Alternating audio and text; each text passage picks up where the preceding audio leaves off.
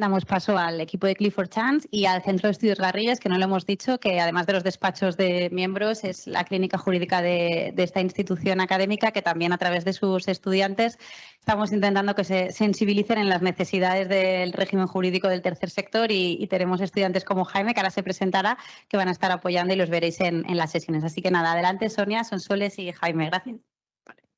Muchas gracias a todos por venir. Nada, yo empiezo muy rápido con presentar un poco quiénes somos, ¿no? Nosotros que estamos aquí en esta mesa. Yo soy Sonia Trendafilova de Clifford Chance, soy abogada senior del Departamento de Penal y Compliance e Investigaciones. Mi compañera Sonsoles Callejo es asociada del mismo departamento, trabajamos juntas el día a día, también participamos en muchos proyectos de pro bono porque, bueno, nuestra materia lo permite, ¿no? Y nos buscan bastante para temas pues, de prevención de blanqueo, de compliance, entonces estamos bastante familiarizadas con estos temas y además nos gusta mucho pues, veros y ayudar en lo que podamos.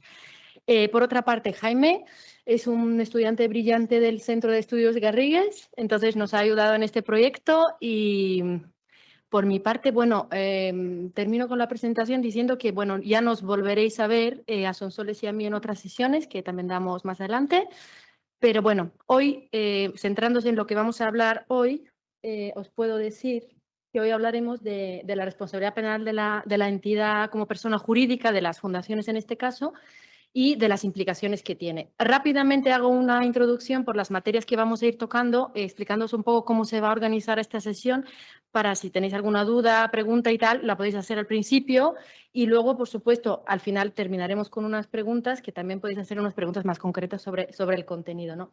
Pues empezando por una parte introductoria que hará mi compañera Sonsoles sobre el tercer sector, los principales retos que plantea desde el punto de vista de compliance. Pasaremos a hablar de la responsabilidad penal de la persona jurídica tal y como está configurada en el Código Penal español, siendo muy conscientes de que este público quizás no es el más técnico ni tampoco os interesa no entrar en muchos detalles, pero sí queríamos dar unas pinceladas de qué es esto, qué es esta regulación, eso va a intentar explicarlo Jaime de una manera muy sencilla para que podáis entender un poco las principales implicaciones legales. Luego pasaré yo a hablar de compliance, de qué es el compliance y por qué es importante precisamente para las fundaciones. Sonsoles volverá con algunas mejores prácticas y recomendaciones prácticas ya entrando en materia concreta, no de fundaciones. Y luego haremos unos supuestos prácticos porque entendemos que esto es como lo más dinámico, ¿no? Que es lo que más partido podéis sacar al fin y al cabo de esta sesión. Y al final, pues si tenéis alguna pregunta, la podéis hacer. Entonces, nada, le doy la palabra a Sonsoles, que va a empezar la presentación. Bueno, a efectos de organización, muy importante.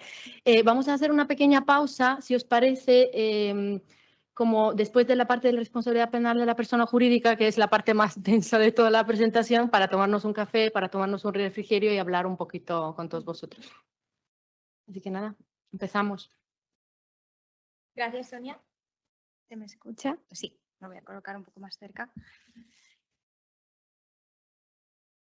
Bien, comenzamos esta presentación haciendo una breve introducción un poco del contexto en el que nos encontramos.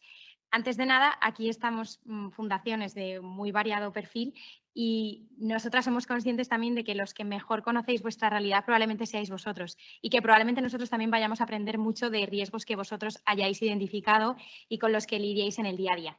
Pero para situarnos un poco y comenzar, sí creíamos importante que seamos conscientes de la relevancia de cuestiones como compliance, sobre ESG. Son temas de gran actualidad y que creo que en general sí suelen estar presentes, por ejemplo, en la prensa del día a día. Tenéis aquí unos pequeños extractos de algunas noticias, ¿no? Que al final reflejan un poco una mayor concienciación de la sociedad, porque como comentábamos antes con Sonia, ahora mismo en España tenemos ya más de 30.000 sociedades sin ánimo de lucro, ¿no? Entre las que estáis vosotros y están muchas realidades. Claro, a la vez que se produce esta proliferación de nuevas entidades, también, como digo, se está produciendo una mayor sensibilización hacia aspectos como ESG, que probablemente os sonarán, el acrónimo que viene del inglés y se refiere un poco a eso, el Environmental, Social and Governance, aspectos relacionados con el medio ambiente, con la sostenibilidad, social, al impacto de las empresas en su entorno social, ¿no? Y por último, el governance, como el impacto que tienen los propios accionistas, la administración, en vuestro caso, los patronos, las juntas, etcétera. La realidad en la que vosotros vivís y que, insisto, conocéis mucho mejor, es que hoy en día las fundaciones normalmente tienen unos recursos que son más limitados probablemente que otras entidades con ánimo de lucro. ¿Y esto qué conlleva? Que muchas veces quizá no se conceda demasiada importancia o se trate de recortar en departamentos como compliance porque con lo poco que se tiene se prefiere materializar esos recursos en algo más práctico y tangible. Claro, esto conlleva un gran riesgo, sobre todo cuando finalmente se materializa un escándalo o tiene lugar algún incidente. ¿Por qué? Porque además también vivimos en una época mucho más globalizada y en la que los medios de comunicación desde luego hacen que cualquier escándalo se vea y se transmite, se difunda con mucha mayor agilidad que antes. Esto genera un efecto dominó que, como ponemos aquí, deja una especie de pozo de que no se puede confiar quizá en entidades sin ánimo de lucro por igual algunas tramas que hayan podido tener lugar y que perjudican a este sector. Es por ello que nosotras y en general la sociedad entiende que cada vez más estas sociedades tienen que hacer un esfuerzo de transparencia y de poner bases más sólidas, ¿no? para que la sociedad las perciba como más fiables. Y por ello, pues, esta concienciación se vaya extendiendo más. Aquí tratábamos de plasmar algunos riesgos a los que se puedan enfrentar las sociedades del tercer sector en general. Riesgos estratégicos, como por ejemplo la dificultad de transformación o adaptación al entorno, ¿no? Que puede ocasionar en su caso pérdida de oportunidades o de posicionamiento en el mercado. También, pues uno muy evidente, ¿no? La dificultad para conseguir los objetivos financieros que cada entidad se haya marcado y con la consiguiente pérdida de ingresos que se puede producir. Otros riesgos operativos a los que las fundaciones se enfrentan hoy en día, que os enfrentáis, son, por ejemplo, los riesgos de ataques de ciberseguridad, que también están más en boga y que pueden provocar un serio problema de continuidad, ¿no? De ahí la importancia de prevenir también este tipo de conflicto.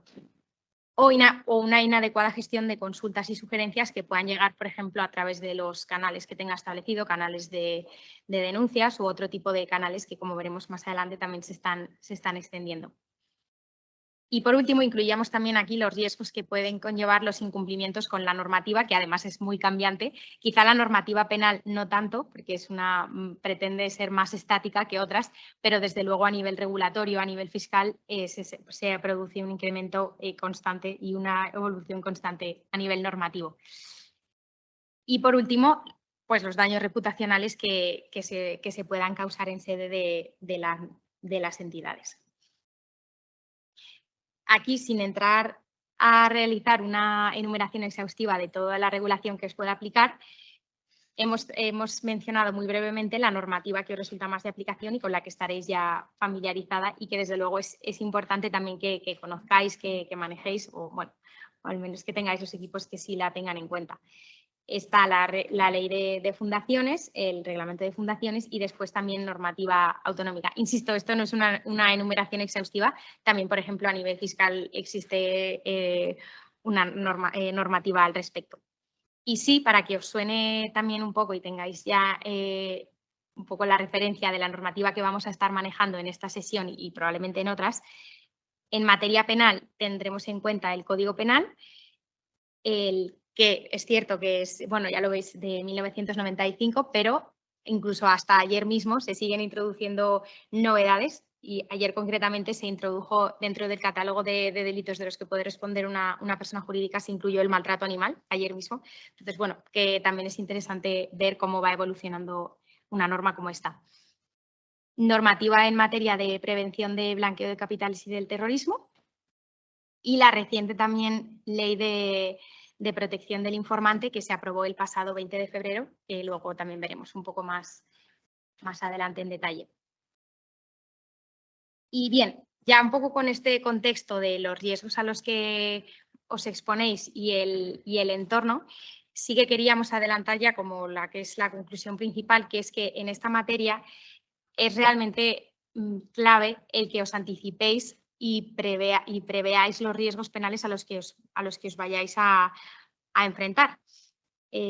Porque, insisto, es verdad que en materia de responsabilidad penal de la persona jurídica todavía no ha habido ninguna sentencia que condene a una fundación como tal, pero podría ocurrir perfectamente. Y sí que ha habido mucha jurisprudencia. Hay jurisprudencia, pues la conoceréis de sobra, de, pues, por ejemplo, la investigación en la trama de Unicaja o la Fundación Messi, que finalmente se archivó hace un par de años, ¿no? Que hacen que esté muy en el día a día. Yo, a raíz de un poco investigar y estudiar la sentencia de la Fundación Messi, que finalmente se archivó por un delito de blanqueo de capitales, por curiosidad me metí en su página web, en la página web de la Fundación, y es cierto que no sé lo que tendrían en su página web antes de que todo esto tuviese lugar, pero desde luego hoy en día ofrecen una información muy transparente, muy clara, está perfectamente claro su compromiso, exposición de las cuentas anuales, de la memoria, etcétera. Entonces, bueno, para que lo tengamos en la cabeza, sin más preámbulos, te cedo la palabra, Jaime.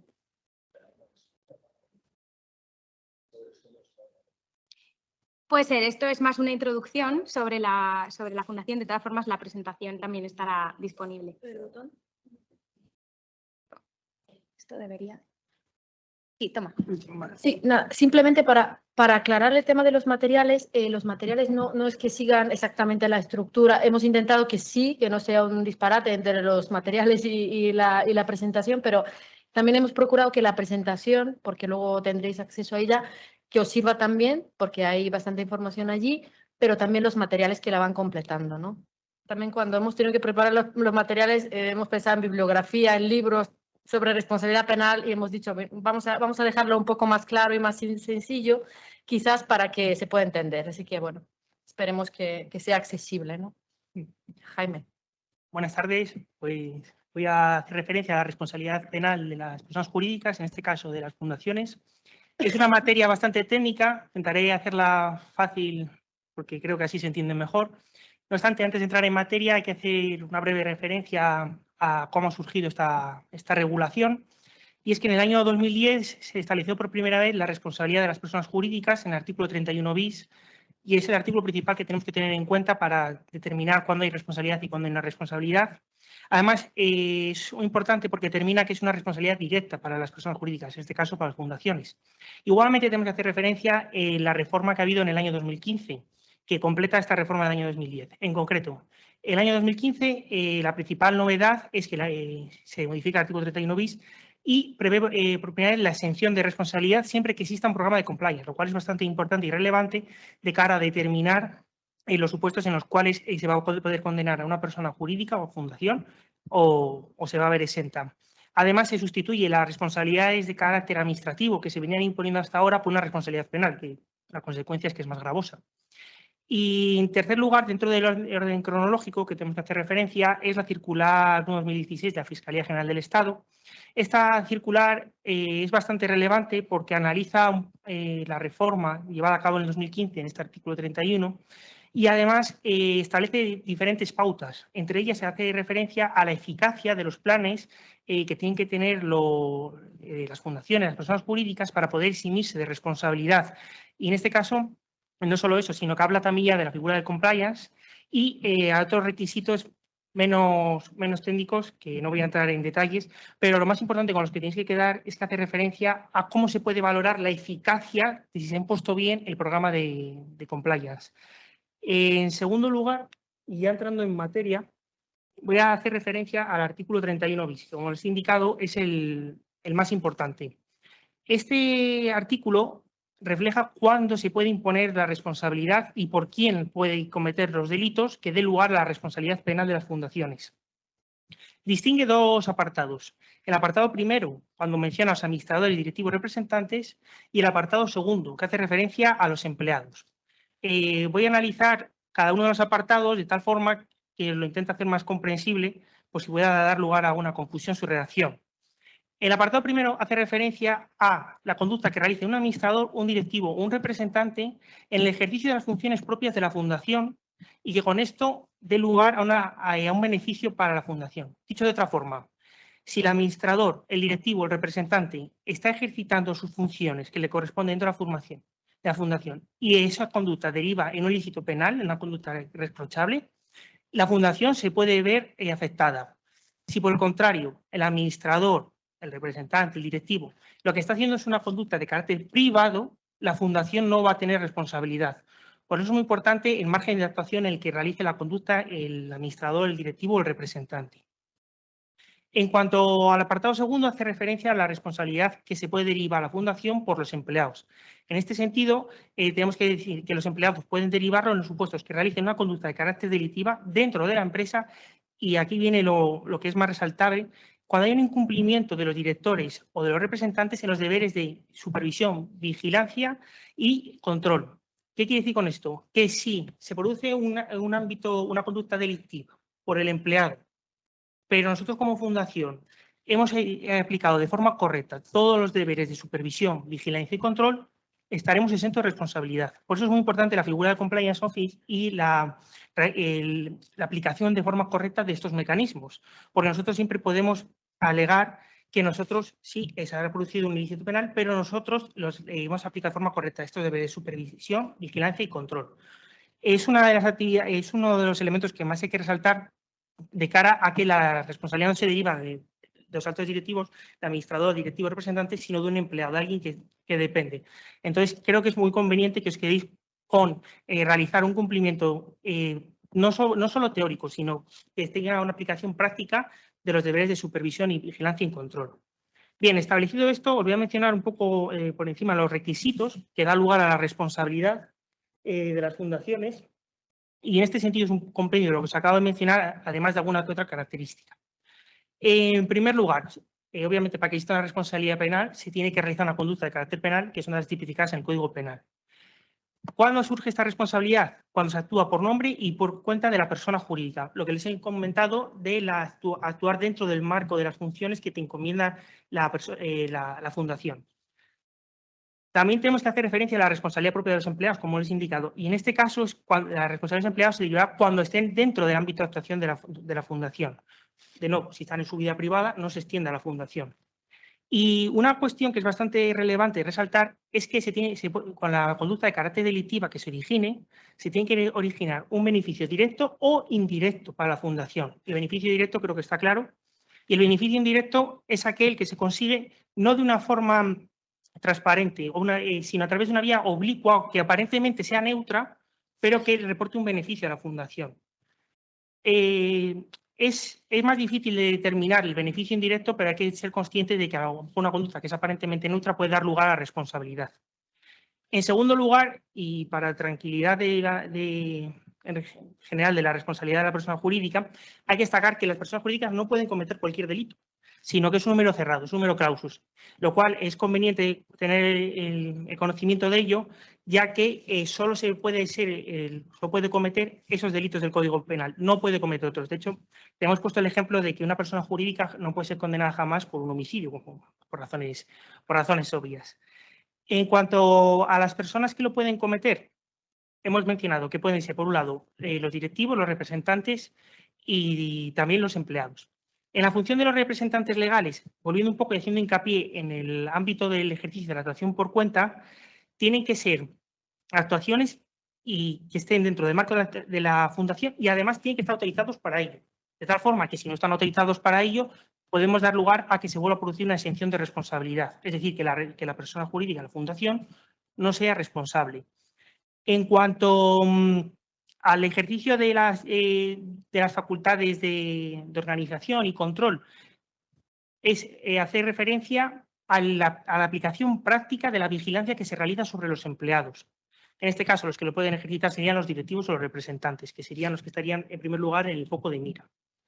En cuanto a las personas que están sometidos a la autoridad, el código hace referencia simplemente a los empleados, para que lo tengáis en conocimiento. Y la referencia principal es el déficit organizativo. De nuevo, es hacer hincapié en los supuestos en los que consideremos que tenemos un adecuado nivel de vigilancia, de supervisión y control, estaremos exentos. Sin embargo, si esto simplemente es una aplicación de carácter práctica, que lo tenemos puesto en la página web, pero no tiene una representación en el mundo práctico, es lo que dará lugar a la responsabilidad. Por eso consideramos que es muy importante resaltar el déficit organizativo, que sería aplicar de forma correcta la figura de esencial responsabilidad del compliance, principalmente. Como les he mencionado, es una lista cerrada de delitos. Se las hemos indicado aquí para que lo tengan más adelante, pues si les quieren echar un vistazo. Como regla general, verán que son delitos que se consideran fácil comisión por la fundación, por personas jurídicas. En este sentido, las principales novedades es destacar que, aunque no lo parezcan, pueden cometer delitos referentes a la integridad moral y a la libertad sexual. Luego están otros delitos que son relevantes, como el de la referencia al blanqueo de capitales, porque, como les ha comentado mi compañera Sonsoles, hay que recordar que las fundaciones son sujetos obligados. Es un delito que hay que tener presente, se encuentra en el artículo 301 del Código Penal, por si lo quieren echar un vistazo. Luego otros delitos como el tráfico ilegal de órganos humanos, la trata de seres humanos, que me imagino que lo conocerán todos, consiste en trasladar personas de un lado a otro del país con unas determinadas finalidades, como pueden ser las explotaciones de carácter sexual, cometer estafa a través de la fundación, cuando haya un ánimo de lucro y se engañan a unas determinadas personas para realizar una conducta que de otra forma no realizarían. No les entro a realizar la enumeración de los delitos, simplemente que sepan que la tienen ahí por si le quieren echar un vistazo. Y por último, la parte creo que más relevante de cara a no solo saber que te pueden condenar, sino que tienes la posibilidad de exención de responsabilidad y las penas en el caso de que resulte condenada una persona jurídica. Se puede condenar de dos vías. En primer lugar, a la fundación y en segundo lugar, a la persona que ejercita, a la persona física que realiza la conducta delictiva. En cuanto a las responsabilidades que se establece el artículo 31 bis, de forma general hace referencia a sanciones de carácter pecuniario, que sería una imposición de una multa. La liquidación de la entidad, que es relevante resaltarla, ya que se delimita a determinar la extinción de la personalidad jurídica, por lo tanto la fundación no podría seguir actuando, se produce su extinción de la personalidad jurídica. En segundo lugar, o en tercer lugar, perdón, hace referencia a la suspensión de actividades. La suspensión de actividades, en el caso de que resulte condenada, tendrá una duración de hasta 5 años. Otras que nos encontramos sería el cierre de sus locales y establecimientos, de nuevo tendrá una duración de hasta 5 años. Hay otra que hace referencia aquí, el Código Penal, que es la intervención del tribunal en la administración de la entidad, cuando considere que la labor que realiza la fundación es importante y haya que mantener tanto a las personas como a los acreedores de cara a garantizar la continuidad, se produce una intervención de la administración pública. También se puede prohibir el ejercicio en el futuro de dichas actividades. Y además, una que tenemos que destacar es la que, en caso que resulte condenada, sería la posibilidad de perder el derecho a obtener subvenciones públicas, lo cual consideramos que es bastante relevante. Dentro de la responsabilidad civil, destacar que lo mencionaremos en otras sesiones, en la siguiente con Pedro Portellano. Básicamente es la responsabilidad que tiene la persona jurídica, la fundación, por la culpa en vigilando y la culpa en eligiendo, que ya entraremos en detalle, como les digo. Y en tercer lugar, consideramos que es bastante importante el daño reputacional que se origine como consecuencia de que una fundación resulte castigada penalmente. En cuanto a la responsabilidad que se puede imponer a las personas físicas, además de la que se derive de haber realizado una conducta de carácter delictiva y que resulte sancionado por el Código Penal, señalar que a lo mejor la fundación también puede llegarle a imponer una determinada responsabilidad civil por haber realizado la conducta. En este sentido, las sanciones disciplinarias que tengan previsto dentro de la regulación propia, como una amonestación, un despido, entre otras. Y no sé si quieres añadir algo, Sonia. Nada, yo creo que lo has explicado fenomenal y muy bien. Es simplemente recalcar lo último que has explicado, que efectivamente aquí tenemos dos tipos de responsabilidades, ¿no? Por un lado, que son completamente separadas. Por un lado, la responsabilidad penal de la persona jurídica y por otro lado, la responsabilidad de las personas físicas. Entonces, no es automática la responsabilidad penal, como explicaba Jaime, de las personas jurídicas. Se puede dar el caso de que se condene a la persona física que ha cometido el delito dentro de la organización, pero no a la persona jurídica. Precisamente de eso vamos a hablar después de la pausa. Si os parece, lo hacemos ahora para no interferir mucho en la presentación y luego seguimos con los temas de compliance y de cómo protegernos, digamos, de todas estas maldades que nos ha contado Jaime. Seguimos, si os parece, con la parte de compliance, que os voy a explicar un poquito de qué es lo que estamos hablando cuando hablamos de compliance, qué es el compliance y por qué es importante, ¿no? A ver, ¿qué es el compliance primero? El compliance es como una especie de conjunto de procedimientos, de políticas, de normas internas y también cierta parte de cultura ética dentro de la empresa que garantiza que la empresa se comporte de una manera pues, ética, correcta y dentro del marco de legalidad, ¿no? El compliance es un conjunto, como he dicho, de políticas y de procedimientos que elabora la propia empresa, o sea que es una autorregulación que se impone la propia empresa, en este caso fundación, para intentar ser lo más cumplidora posible, actuar de la manera más irreprochable posible, ¿no? Entonces, hablamos de compliance porque como Jaime hizo la introducción de la responsabilidad de la persona penal, de la persona jurídica, esta es, digamos, la otra cara de la moneda, ¿no? El compliance es, digamos, la protección que tenemos nosotros, entidades, nosotros fundaciones, frente a una posible responsabilidad penal que nos pueda achacar la administración respecto de las actuaciones tanto de directivos, representantes legales o consejeros como por parte de los empleados. Y hablamos de compliance también porque en el Código Penal está configurado los programas de cumplimiento como uno de los supuestos de exención de responsabilidad penal. Eso es muy importante porque existe, bueno, en función, no quiero complicar mucho la cosa, pero bueno, en función de quién comete el delito, en el caso de que lo cometa el primer grupo de personas, directivos, representantes legales, ¿no? Estos altos cargos, para poder eximirse de responsabilidad penal se tienen que dar estos dos requisitos, que antes de la comisión del delito la dirección haya implementado modelos eficaces de organización y gestión. A ver, el Código Penal lo llama modelos de organización y gestión, pero estamos hablando de modelos de compliance, que incluyen medidas de vigilancia y control capaces de prevenir delitos. Y además se tiene que dar un segundo elemento, que esto es importante porque este es un elemento que no se exige en el segundo supuesto en el cual se comete el delito por empleados, que además tiene que haber una supervisión, que la supervisión de la actuación y cumplimiento del modelo sea encargado a un órgano independiente. Aquí entramos ya con la figura del compliance officer, de qué es lo que hace el compliance officer, que más adelante lo hablaremos con más detalle, ¿no? Y luego, como os comentaba, esto es en el caso de que el delito sea cometido por el primer grupo de personas, por estos altos cargos representantes legales. Si fuera cometido por los empleados, solamente basta con tener el programa de compliance. También, a modo de introducción, cuando hablamos de compliance, y me refiero a políticas, procedimientos internos, todo el conjunto de normas. El compliance es mucho más amplio de lo que estamos ahora centrados, que es el compliance penal, ¿no? Porque el compliance penal, por tenerlo claro, es como una pequeña parte dentro del compliance, porque el compliance puede ser, porque el compliance penal tiene la función de prevenir la comisión de delitos, específicamente hablando, pero la comisión de delitos como un riesgo, es el riesgo de cometer delitos, pero luego existen otros muchos tipos de riesgos, pues riesgos financieros, riesgos operacionales, reputacionales, que también se refieren al compliance, pero que serían otra parte. O sea que quedarnos con la idea de que el compliance en general es un concepto bastante amplio, que se configura de varias políticas, que ahí la autorregulación puede llegar a donde nosotros básicamente queremos, porque bueno, podemos ponernos unos estándares más altos, menos altos, eso ya depende un poco de la organización, de la actividad y de todo, de un contexto más coyuntural.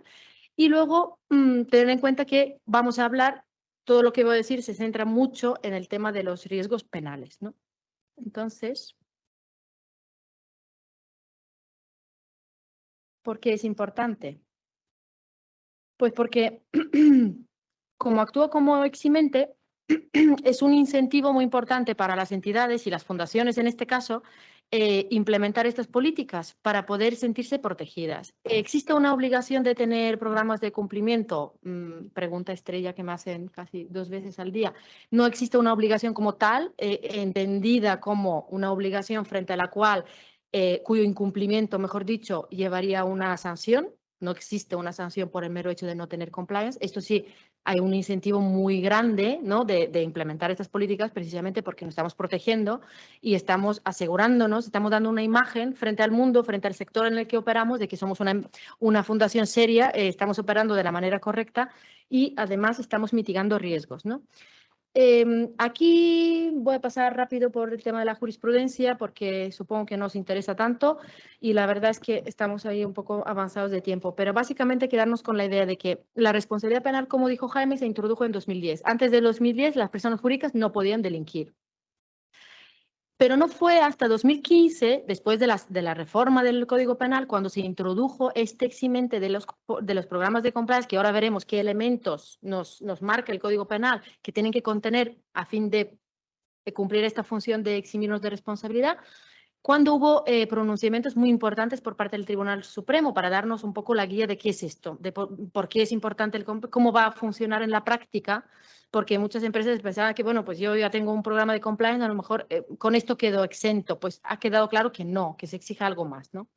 Entonces, la primera sentencia, la verdad es que no es muy reveladora, de 2 de septiembre de 2015, porque absuelve a la entidad, pero precisamente por la absolución de la persona física, o sea que no ni siquiera entra a hablar de los temas de compliance, sino meramente por temas procesales. Pero la segunda, la 154 de 2016, de 29 de febrero, sí que es muy importante porque deja muy claro lo que llamamos la cultura ética de la empresa, ¿no? Va más allá.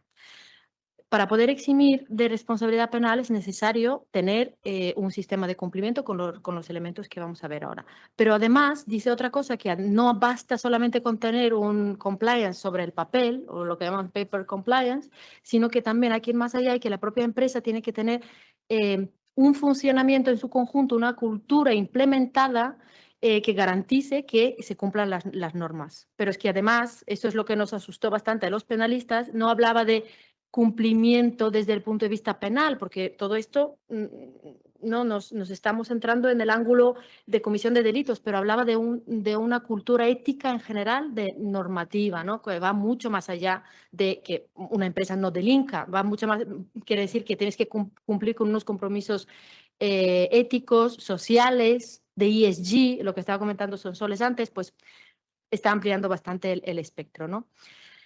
Con lo cual pasamos a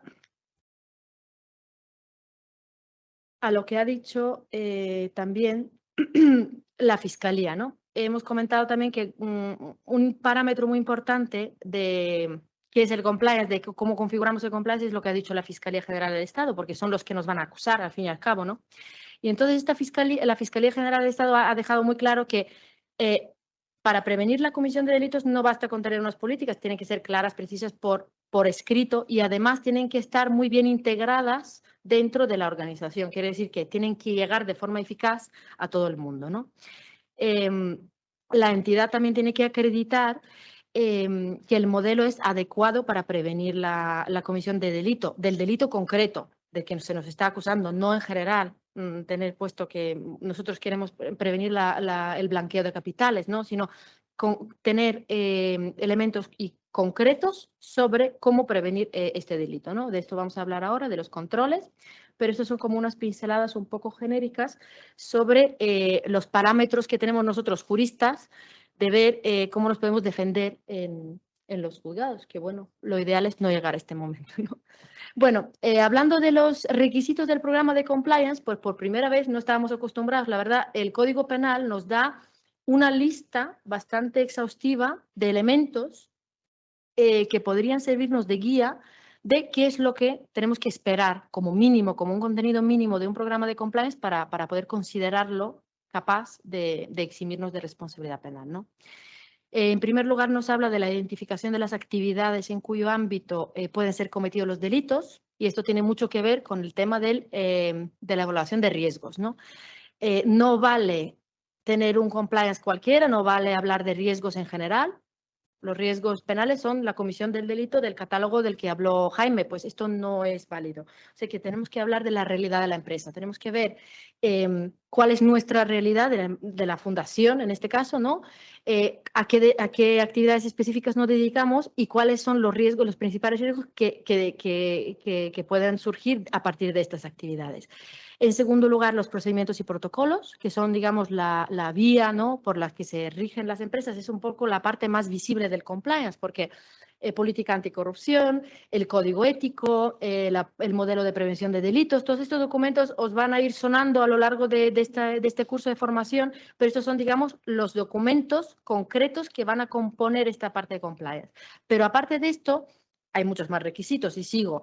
La gestión, un modelo de gestión de recursos financieros que no es otra cosa que dotación presupuestaria.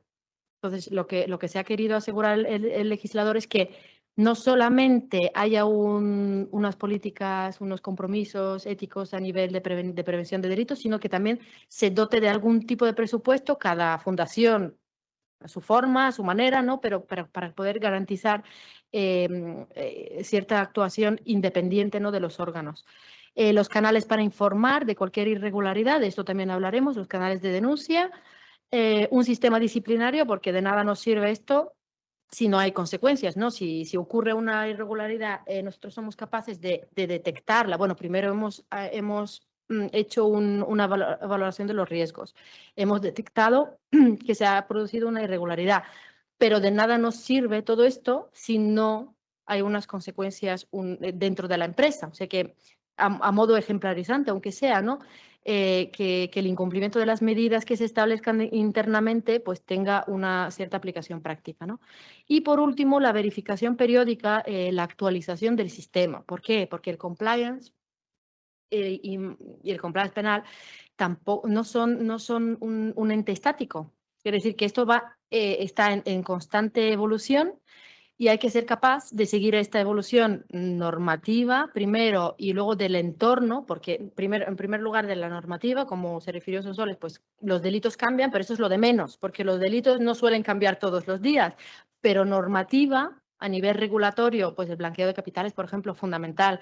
Ahí sí que hay que estar muy puesto para saber adaptar el modelo en cada momento, que se produzca una nueva, que se genere una nueva obligación dentro para la fundación, ¿no? Y por último, también la propia actividad de la fundación, porque en un momento puede ser que cambie de rumbo o que incluya una actividad, cierta rama de actividad novedosa, pues también hay que incluirla en esta valoración de riesgos. Y así pasamos a lo que es el mapa de riesgos, que es el primer punto, identificar los riesgos. Aquí muy rápidamente, como os hablaba, revisamos el contexto organizativo. Como ha dicho la Fiscalía, no vale con referirnos a los riesgos en general, de lo que se refería a Sonsoles a modo de introducción, ¿no?, de los riesgos en general en el sector. No, lo que hay que ver es cuáles son los riesgos concretos que nos aplican a nosotros en función de esta actividad en este momento. Si la actividad cambia dentro de 6 meses, hay que volver a hacer el ejercicio para incorporar estos cambios en el mapa de riesgos, ¿no? Entonces, identificamos los riesgos que hay, los riesgos específicos. ¿Cómo se hace esto? Muy rápidamente, pues empezamos con el catálogo de delitos, porque estamos hablando de riesgos penales. Vemos el catálogo de delitos, es tan simple como esto. Vemos el catálogo de delitos y empezamos a descartar aquellos delitos que no se podrían cometer, porque es que no existe la posibilidad ni remota de cometer, por ejemplo, tráfico ilegal de órganos humanos. Pues esto no se puede. Entonces, estos delitos quedan descartados y aquellos delitos que sí razonablemente podrían entrar dentro de la actividad de esta fundación, sí quedarían a la siguiente fase de la identificación de riesgos para ser evaluados, ¿no? Vemos cuáles son estos son los riesgos, los riesgos que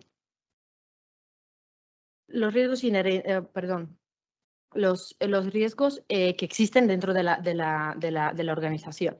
Luego valoramos los controles, porque aunque no tengamos un sistema de compliance, tenemos controles. Como todos los días funcionamos en el día a día de la fundación, pues tenemos ciertos procedimientos, aunque no estén plasmados en un papel, sí que sabemos que cuando llegue un donante y quiera hacer un ingreso, pues tenemos ciertos protocolos, ciertos procedimientos, aunque no sean por escritos. Entonces, todo esto son controles que nosotros aplicamos.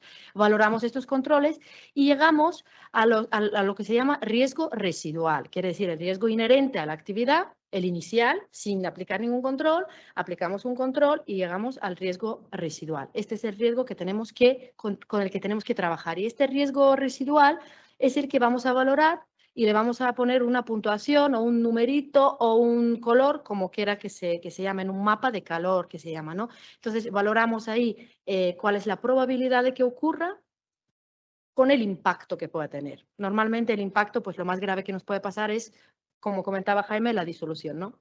Entonces, en este sentido, ya tenemos un mapa de riesgos y lo que nos quedaría es tener un plan de cómo gestionamos estos riesgos. Pues estos riesgos que nos quedan, se nos quedan en rojo los más relevantes, el riesgo de prevención de blanqueo, el riesgo de cometer el delito de blanqueo de capitales y otro más, por ejemplo, corrupción en los negocios, y pues tenemos un plan de cómo gestionarlos y cómo mejorar los controles, ¿no?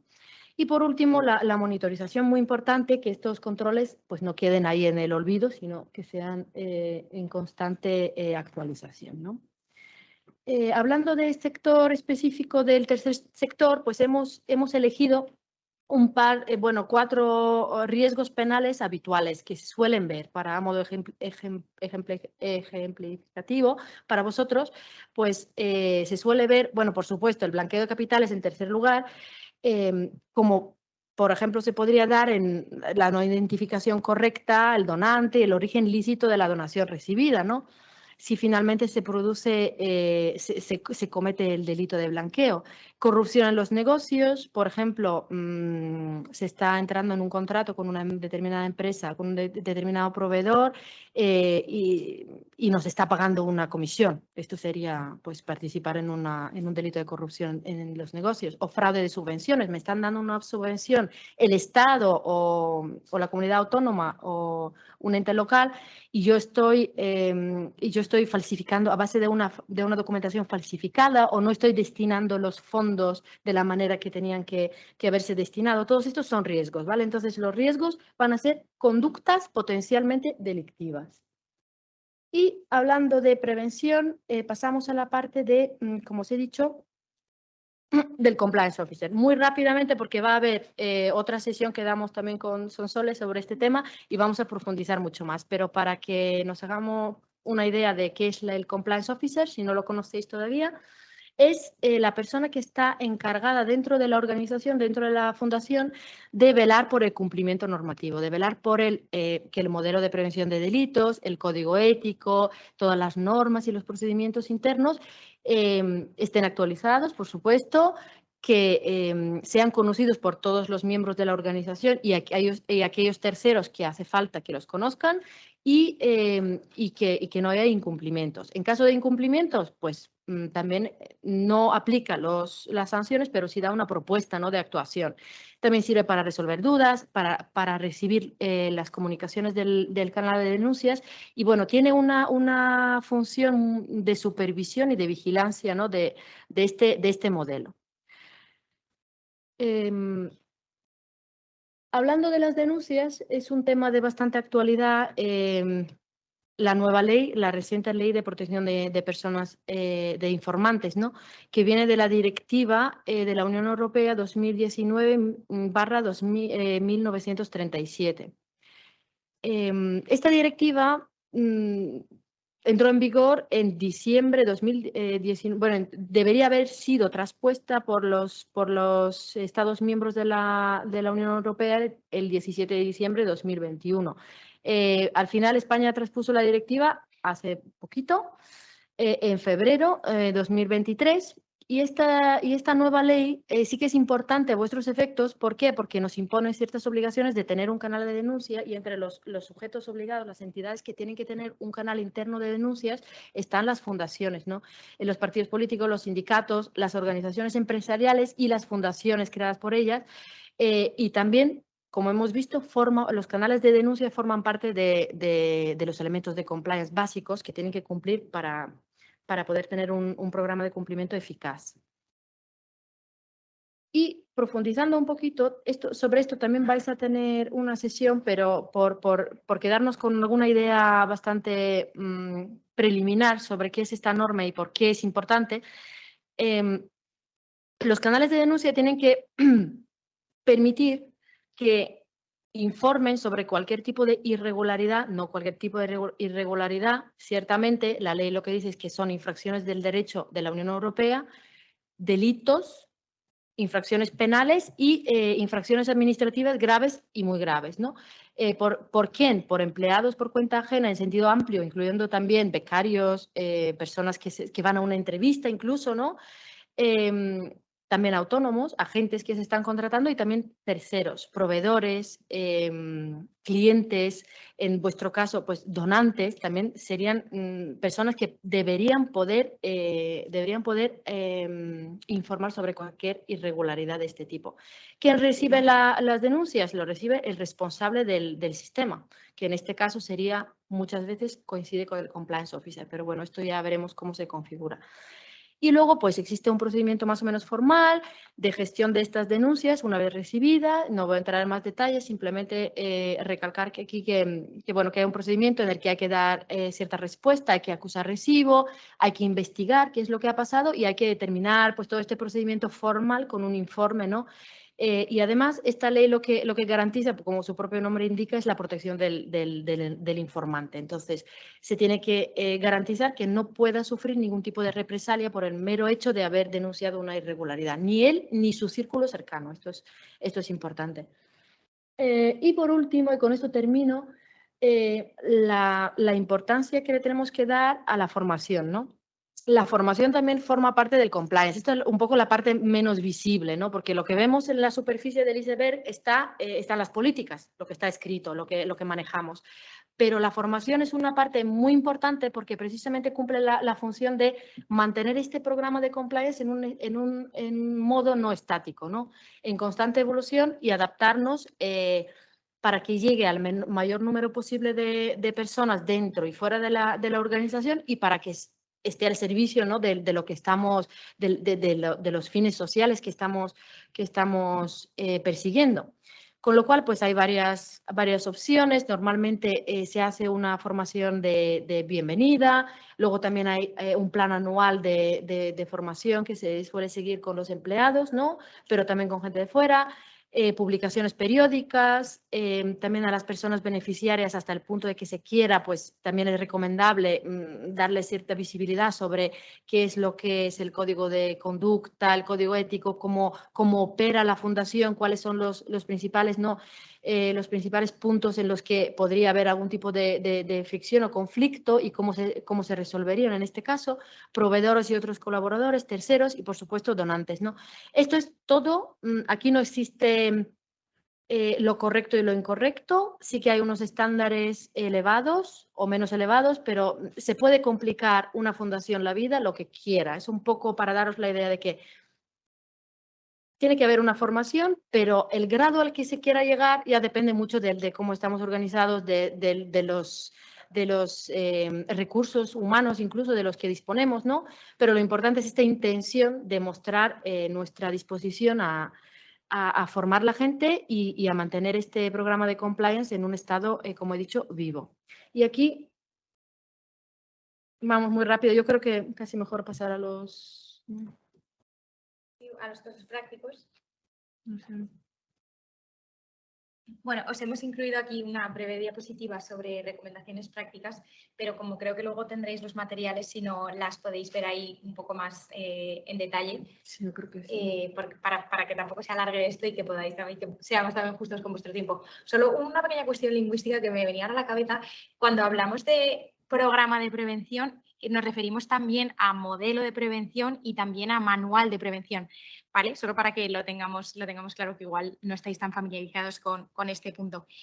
Y de todas estas, simplemente quizá destacaría la segunda, y que es la reflexión que creo que más os podemos dejar, que es que recabéis toda la información que podáis sobre vuestra compañía y realmente haya ese ejercicio de pensar y analizar.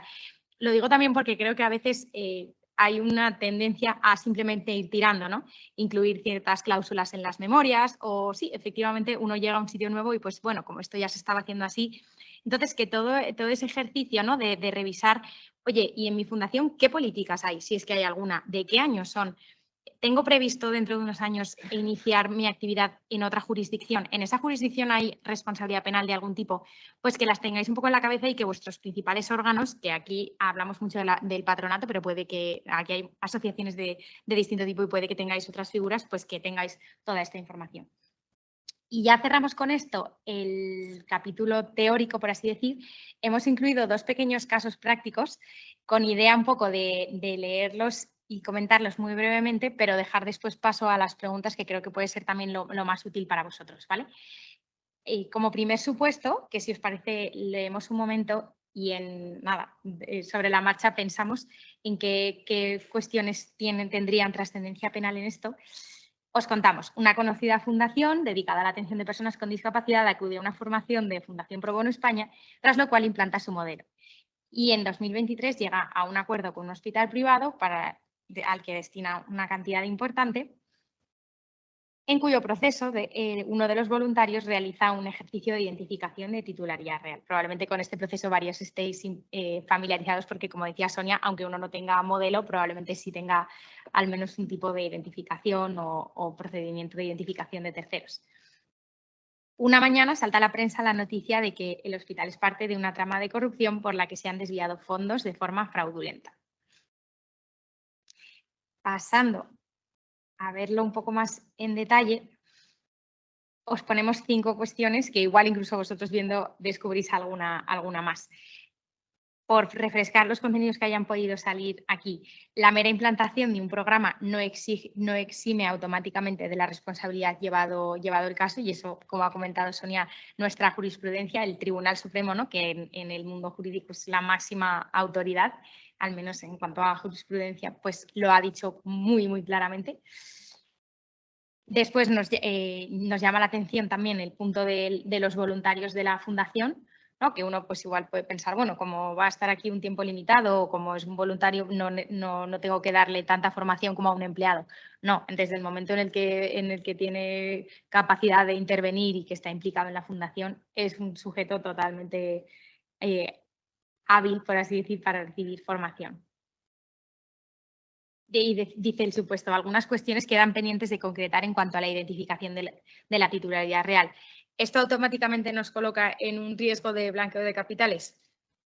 Dependerá, ¿no? Porque no es lo mismo que una persona no haya aportado su DNI porque está caducado, por ejemplo, que efectivamente no coincida el certificado de titularidad bancaria con la persona que está llevando a cabo la contratación. Entonces, estas cuestiones que uno va detectando, lo que es importante es que las detecte, las deje por escrito, las comente, haya un rastro, ¿no? del ejercicio que la propia empresa hace para controlar. Por último, bueno, vemos también en cuanto a la noticia, ¿no? De la noticia de prensa, pues bueno, también ha salido mucho aquí, ¿no? El riesgo que vosotras tenéis del daño reputacional es más clave que nunca, ¿no? Que las fundaciones y asociaciones sin ánimo de lucro tengan un plan de comunicación llegado el caso, ¿no? Para responder rápido ante este tipo de situaciones, aunque incluso puede que no haya una responsabilidad real, aunque sea una fake news que se dice. Pero, insisto, eso injustamente pues también se tiene que tener en cuenta. Y por último, lanzábamos un poco la pregunta, ¿no? Han desviado los fondos de forma fraudulenta. No he sido yo como fundación la que ha delinquido, es que ha sido otro, es una sociedad a la que encima yo le he dado mis fondos de forma, para favorecer, ¿no? una actividad. Bueno, pues eso, ¿cómo yo lo había prevenido? ¿Había previsto algún tipo de cláusula al respecto para luego ver quién responde, quién no? Ni siquiera a nivel penal, ya como a nivel civil. Bueno, pues este es un poco el primer supuesto que habíamos planteado. Jaime, si te parece, te cedo la palabra para el siguiente. Sí. Pues vamos a hacer otro caso para que podáis detectar a una cosilla. El caso dice así: una fundación española se dedica a la ayuda de niños en situación de desamparo desde el año 2010 en Monzón, Huesca. No cuenta con un modelo de compliance ni de política de prevención de blanqueo de capitales, pero no ha tenido cambios relevantes en su actividad y organización diarios ni ha sufrido ningún tipo de incidente o irregularidad. En el 2003 necesita fondos para realizar obras en su sede y un inversor privado con sede social en las Islas Caimán, aunque con establecimiento permanente en Madrid, ofrece financiar parte de la financiación siempre que a cambio acepten hacer todo lo posible para facilitar contactos con el Ayuntamiento de Monzón. Tras escuchar esta petición, uno de los empleados de la Fundación decide ponerse en conocimiento inmediatamente del SEPLAC. Bien, vamos a analizar los datos más relevantes. El primero de ellos, hacemos referencia al blanqueo de capitales. Como les he indicado al principio, las fundaciones son sujetos obligados que tienen que colaborar. Lo relativo a que no ha sufrido ningún tipo de incidentes o irregularidades. Esto es importante a la hora de tener los programas de compliance, porque la finalidad, como hemos dicho, es prevenir. Si ha sucedido, no es el fin que perseguimos. En cuanto a las sedes en las Islas Caimán, creemos que es un dato que es relevante destacar y que debería hacer por lo menos sospechar. Lo hemos puesto un poco exagerado, pero bueno, así por lo menos queda recalcada la idea del deber. Normalmente hay sociedades interpuestas, por nuestra experiencia, ¿no? Que acaban en las Islas Caimán, pero bueno. Correcto. Ahí lo hemos puesto un poco que salte a la vista. Y tenemos que señalar lo último, de la petición y la parte SEPLAC. En cuanto a la petición, esta es una pregunta que lanzamos abierta. ¿Es ilícito hacer este tipo de petición? Ahí entra en colisión. Se considera, ¿no? Cada uno tiene su punto de vista. Y en todo caso, en cuanto a la conducta que tiene del empleado, tenemos que hacer una referencia y un pequeño matiz, que es que antes de hacer cualquier comunicación a las autoridades públicas, en este sentido, se tiene que revisar los procedimientos que tenemos internos. Por eso es importante lo que hemos indicado de tener debidamente aplicados los procedimientos. Y además poner en conocimiento del superior jerárquico. Simplemente por completar un poco lo que decía Jaime, así como con las Islas Caimán nos hemos ido a un ejemplo muy claro, lo que queríamos aquí era, en cambio, con la petición, no poner uno tan evidente, porque es bueno que la sociedad se plantee escenarios también que no sean tan evidentes, ¿no? Y que haya, lo que decíamos antes, un registro de ese debate interno, de esa discusión interna, de ese escrutinio interno. Aunque luego se concluya de un lado de una posición u otra, pero por lo menos que haya un departamento encargado de hacer esa revisión y que lo revise y lo contraste y emita un juicio. Efectivamente, que la parte gris es mucho más importante en este caso, que pocos casos van a ser de blanco y negro. Yo solamente quería añadir, en cuanto a este exceso de euforia de este empleado de ir a SEPLAC, ¿no? Que a veces igual de daño nos puede generar internamente el no hacer nada que hacer algo precipitadamente, con lo cual es muy importante cuando establecer los protocolos internos necesarios para que nadie vaya de forma voluntaria, se venga arriba y vaya a ir a denunciar ahí a las autoridades sin conocimiento y sin que lo sepan las personas dentro de la fundación, el patronato, que tiene que tomar esta decisión, ¿no? Esto era un poco el matiz. Luego, al final, hemos preparado unos supuestos prácticos de tipo test que yo creo que vamos a dejar porque ya estamos fuera del tiempo estipulado. Si queréis, luego vais a tener la presentación, lo podéis hacer, podéis mirar.